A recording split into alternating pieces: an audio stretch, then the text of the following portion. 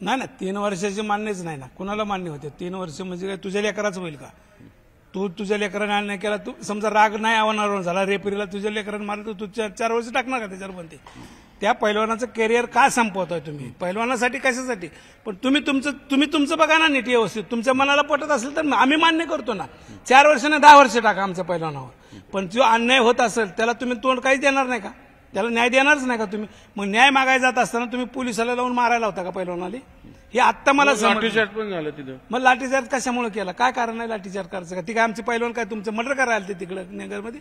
मग तुम्ही कशाबद्दल आमच्या पैलवानावर लाठीचार्ज केला? काय कारण आहे? आणि तुम्हीच म्हणताय आम्ही केस करून तुमच्यावर. कसं काय केस करून? तुम्ही कुठं झोपला होता का तिथं? मग तुम्हाला जर एवढं होतं तर मग तुम्ही झोपला होता का?